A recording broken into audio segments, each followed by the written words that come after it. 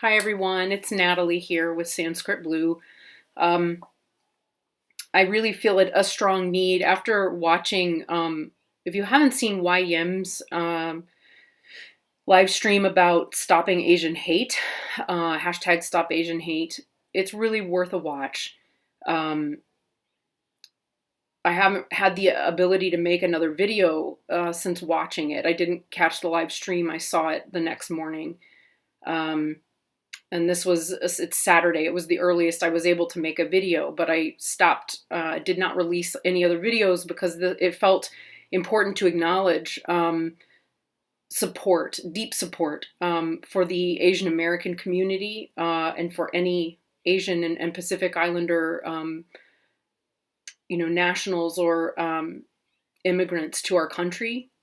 I think I completely stand with you, and I completely condemn what happened at the beginning of the week with a completely senseless killing of 8 people, 6 of whom were Asian women.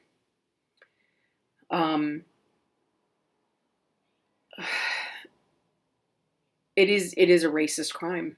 There's no, I mean, I don't know how that can even be debated. I really don't understand how we're not just simply acknowledging that as a truth. It's obvious that that's the case, and it's really brought to mind the number of ways in which the Asian community has been historically treated in this country for centuries, as well as the selflessly generous nature with which Asian culture willingly shares their knowledge, their wisdom, their culture, everything, and the ways in which I have benefited from that. I wouldn't be here. Honestly, I wouldn't be here without that, without the generosity and the love and the kindness and acceptance of Asian Americans and Asian immigrants. As a Buddhist, that's been integral, a hugely integral part of my life. I was contemplating last night, as a Buddhist, I was contemplating last night, again, the meaning of my, all of this, but also just the meaning of my name as a Buddhist, which is Jongyu. And it is Korean. It is a name, the Buddhist the contemplation of what the meaning of your name is a very important part of your practice as a Buddhist. And the concept of Jung is one that in North America we really struggle with. It's not something that we easily understand. And you can look up all kinds of different definitions for it online, and it's of course a contextual word.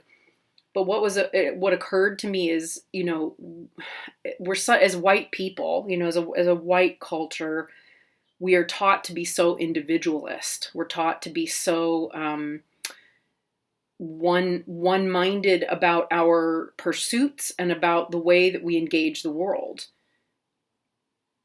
But the word Jung is almost the opposite. It's almost the complete opposite. It is a sense of love and sympathy and empathy and acceptance and oneness as a culture, as humans, that is very hard to explain, that is very specific to Korean culture, and because of that, you kind of especially because we're so conditioned. My brain and mind is so conditioned by the culture that I'm born into. Is something that I do have to really revisit regularly. But it is that sense of Jung, of that interconnectedness, of that non-separation, and compassion and care for others that is so interwoven into the Asian community. Suffice it to say, I feel to the greatest extent that it's possible to, as a white, very conditioned white Westerner, I feel that sense of Jung, of that connectedness with the Asian community at large. And I have for a very, very long time. I think to having a name, being given a name by that culture, right, by the Korean culture specifically, is just such an honor. It's such an honor.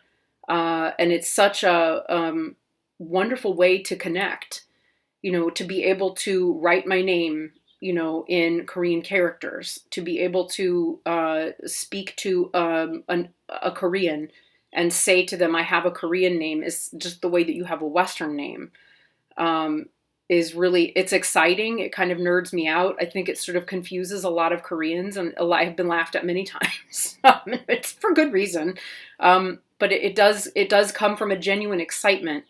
The same way that, that we have differences with one another, which I love, actually. I love that people are different from me. I love that they look different from me, that they value different things than me, because it's an opportunity to learn. And I have great affection for differences between myself and someone else. And when there's a way to bridge that gap with something that you have in common, I find that I get so excited about it that it's hard to contain my excitement. And therefore, it also really hurts very badly when someone that I love and value, or a group of people, a culture that I love and value, is hurt.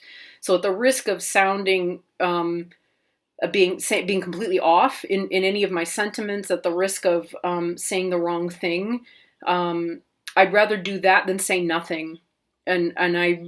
Because I do feel such a sense of gratitude and love and respect and responsibility. Again, I would not have the level of privilege that I do as a white Westerner to learn so much about Buddhism and Asian culture and Asian art practices and so forth, if they had not been so generously offered and shared. And so it feels important. It feels really important to acknowledge that and speak it. And speak it. So, I suffice it to say, my heart and my soul are very deeply with the Asian community right now.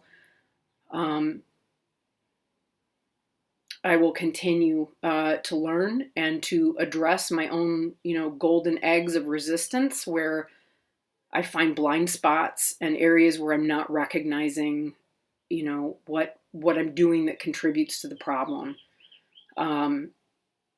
That's a never-ending process. The last year of nothing has taught me that it's a never-ending process, that I will be addressing that for the rest of my life. And it's worth doing. Every bit of it is worth doing. So, tons and tons of love and respect, everyone. And I hope deeply that this can shift and move forward in a positive light for everyone. Take care. Bye.